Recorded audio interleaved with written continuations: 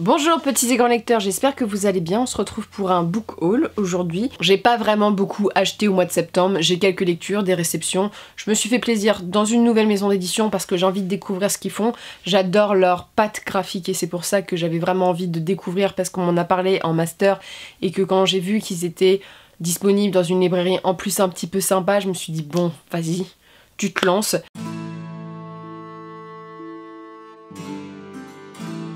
Tout de suite, je préfère commencer par ce que j'ai reçu. Le premier, c'est un cadeau. C'est un cadeau assez particulier que j'ai reçu pour mon anniversaire. J'avais jamais bénéficié de ce genre de cadeau. Et donc, c'est une box qui s'appelle la box Cube. Cube, voilà. Et c'est une box littéraire en fait. Donc la personne t'achète une box. Tu peux l'acheter pour 1 mois, 2 mois, 3 mois, 1 an. Bref, c'est une somme particulière. Il y a une somme pour recevoir des poches et il y a une somme pour recevoir des grands formats. Bien sûr, ça change.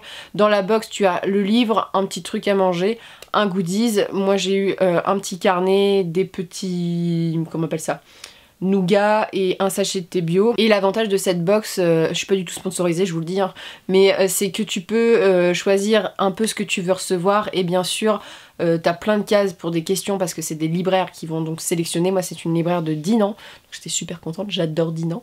Et cette libraire en fait, elle te propose de voir si tu souhaites ou pas le livre avant. Donc moi j'ai décidé de voir le titre si je l'avais ou pas parce que vous vous rendez bien compte que possiblement quand je mets fantasy, on peut tomber sur des choses que je connais déjà et donc c'est vachement sympa. Le livre que j'ai reçu, j'étais hyper contente de l'avoir reçu parce que c'est un livre qui me tentait beaucoup et que j'aurais peut-être pas osé acheter, ou du moins qui me serait pas venu à l'idée d'acheter tout de suite.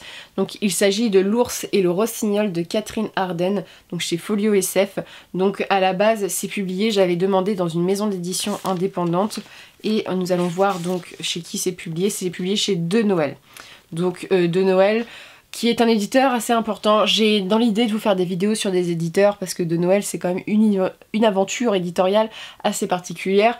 Et donc L'Ours et le Rossignol, je n'ai pas vraiment lu la 4e mais je sais qu'on est sur une fantaisie fantastique russe, donc vraiment dans le conte russe. Donc, d'après le résumé, tu suis une jeune femme qui adore les histoires racontées par sa servante, sa domestique, bref, sa nounou, et elle raconte des histoires de démons du froid, de créatures. Cette jeune femme ou cette jeune fille a la particularité de voir les protecteurs de la maison, et elle se retrouve avec une belle-mère, c'est là l'idée du conte, qui est pas du tout d'accord avec cette vision, et qui elle veut chasser les rites ancestrales. Donc je pense que ça va être très intéressant. J'adore la couverture, et je n'ai presque pas lu de fantaisie russe à part les contes d'Anderson avec La Reine des Neiges, où voilà ça se passe dans le froid et encore, oui, est-ce que ça peut être considéré dans ce sens là, mais ça va être une découverte. Vous êtes plusieurs à l'avoir déjà lu et vous m'en avez fait plutôt une bonne critique, donc j'ai hâte de savoir. En plus ça a l'air de se lire vite, et donc c'est une américaine qui a étudié à Moscou, donc on n'est pas sur une russe d'origine russe, mais elle a fait ses études là-bas et ça a l'air vraiment intéressant. J'ai hâte de le lire, je me le réserve en fait pour le froid, je vais pas le lire tout de suite, mais pour les premières neiges on va dire, mais ça me tente quoi. Ça, vraiment la couverture est vachement impactante et vous m'avez tous donné envie, donc quand je l'ai reçu j'ai fait d'accord. C'était le destin et je suis très contente et je trouve que la Cube c'est vraiment un truc quand vous avez des amis lecteurs et que vous savez pas trop quoi faire comme cadeau, ça peut vraiment être un bon moyen d'avoir quelque chose de sympa. Ensuite on passe aux réceptions Brajlon, on passe dans de la fantaisie dure avec un livre que vous m'avez recommandé qui me tentait pas du tout, et quand il est sorti en poche, la seule chose que je me suis dit ça prendra pas de place dans ta bibliothèque, et je n'ai pas commandé je crois la suite donc dans le catalogue Brajlon, hein, parce que je ne me souvenais plus que j'avais commandé le premier tome surtout. Et donc il s'agit de Wild, je ne sais pas comment prononcer, de Nicolas Ames, La mort ou la gloire. Donc en fait, d'après ce que j'avais compris et d'après ce que vous m'avez dit, c'est une fantaisie plutôt humoristique. On va retrouver des soldats qui ont pris de l'âge, de la bouteille et du ventre et qui vont devoir avoir une mission et à ce que j'ai voilà, sauver une petite fille.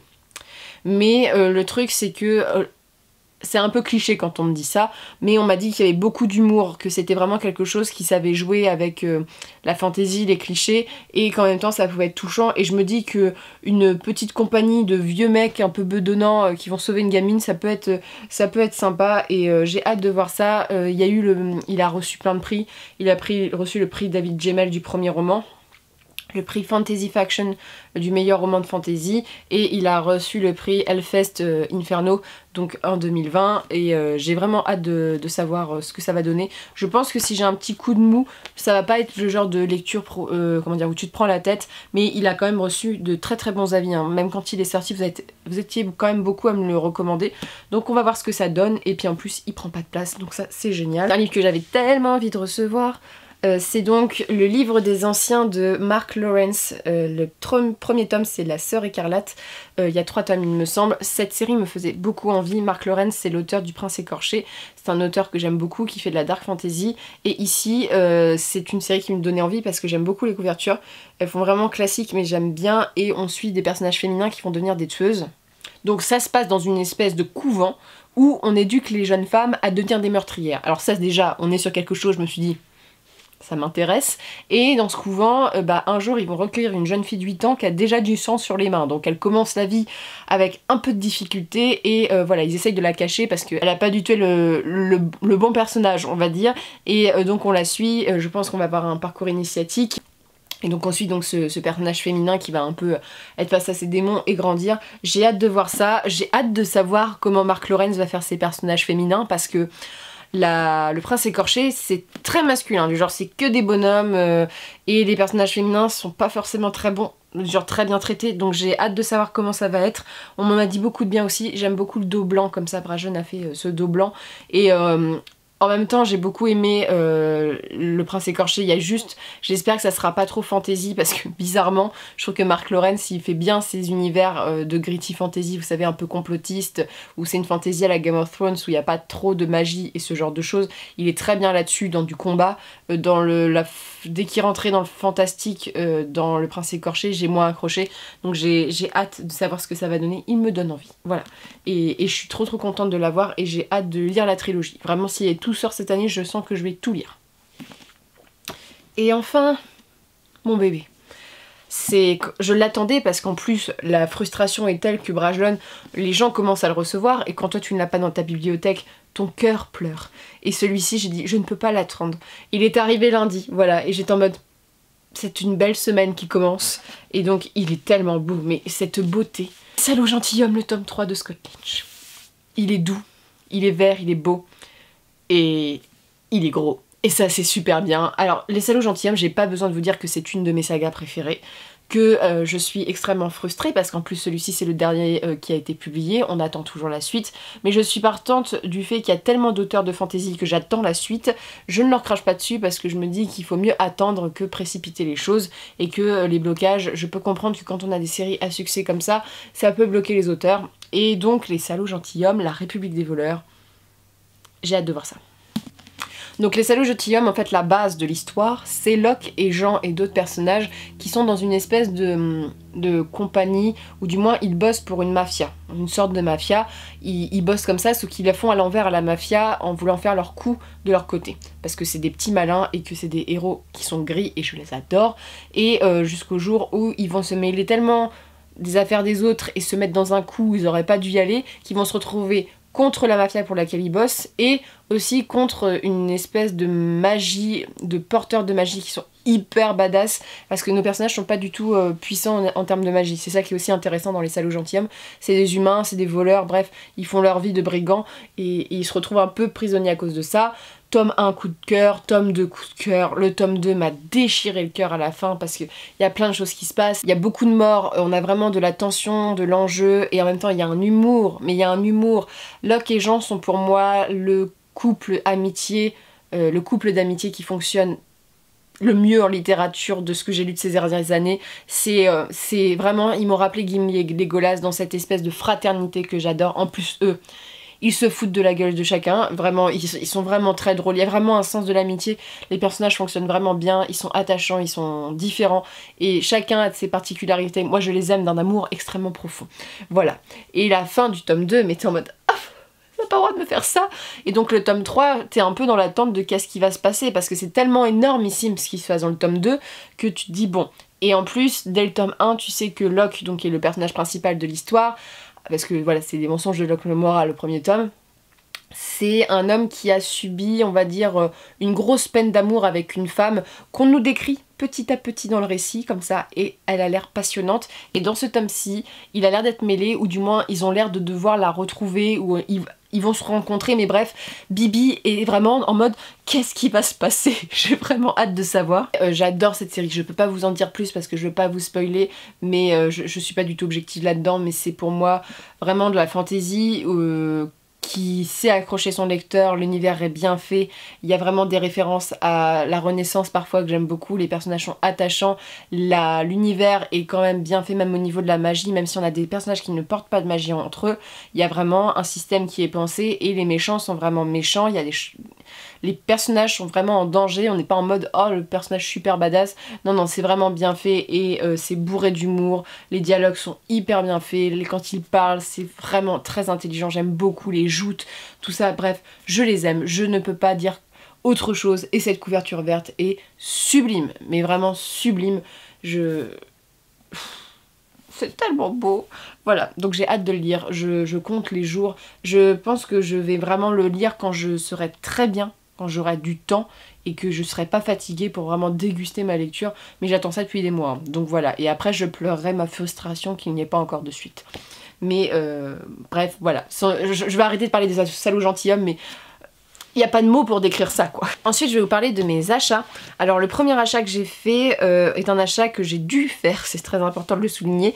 C'est donc Les Ombres de la Nuit, le premier intégral. J'avais réussi à avoir l'intégral 2, le 3 et 2 tomes indépendants dans cette collection-ci. Là je vous montre l'intégral 2 parce que je suis une youtubeuse en carton. Mais bref, voilà, le premier intégral était trouvable nulle part à la Fnac en physique. Donc j'ai dû le commander sur internet, je suis passée par ma librairie indépendante pour le faire et je l'ai reçu et voilà, donc je l'ai déjà lu. Les Ombres de la Nuit c'est un peu compliqué pour vous dire de quoi ça parle exactement parce que c'est de la fantaisie romantique, hein. C'est extrêmement sexuel, il faut déjà poser ça tout de suite. C'est l'histoire en fait d'un monde qui est peuplé de vampires, de lycans, de démons, de valkyries, de sirènes, de sorcières, voilà, toutes ces créatures font partie du mythos qui est donc un univers qui est en parallèle de notre univers à nous et on va suivre des couples de personnages, donc une femme et un homme, il n'y a pas de romance LGBT pour l'instant dans le récit et ils vont être liés les uns aux autres et voilà, il y a une romance énormissime, problème de consentement, tout ça, on va en parler bientôt en update lecture où ça sera déjà sorti, mais bref, ça sera déjà exposé, mais l'intérêt du livre c'est vraiment l'univers qui s'enrichit à chaque tome, où il y a vraiment une pensée, une repensée des créatures. Les Valkyries c'est une figure mythologique qu'on voit très très peu en fantasy, et moi c'est ce que j'aime bien, et ça se lit très très vite, il y en a 3 par tome, et si vous aimez la beat lit et que les scènes holley vous font pas peur, et les trucs un peu...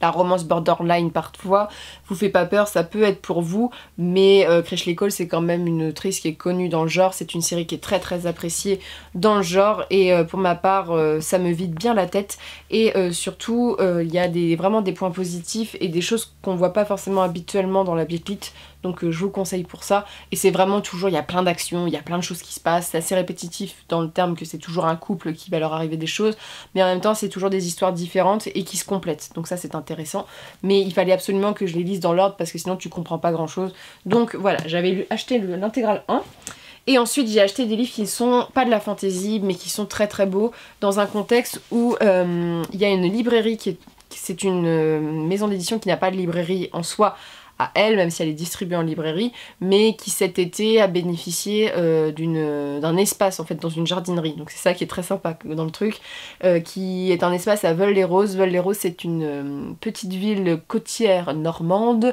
très connue pour son cresson, voilà si vous voulez savoir, très connue pour avoir abrité Victor Hugo, et pour être un lieu touristique, un des plus beaux villages français, je crois que ça a même été, c'est l'émission de Stéphane là, où le plus beau village des Français ça a été, c'est connu pour ses roses, c'est connu pour son petit fleuve, la nana se fait guide touristique, mais voilà, c'est une ville qui est extrêmement mignonne en bord de mer, et donc il y a beaucoup de Parisiens qui viennent l'été, et ça explique pourquoi la maison d'édition s'est implantée ici, et donc comme on y est allé pour une raison, je me suis dit je vais y aller, et j'ai craqué, en plus je me suis laissée guider.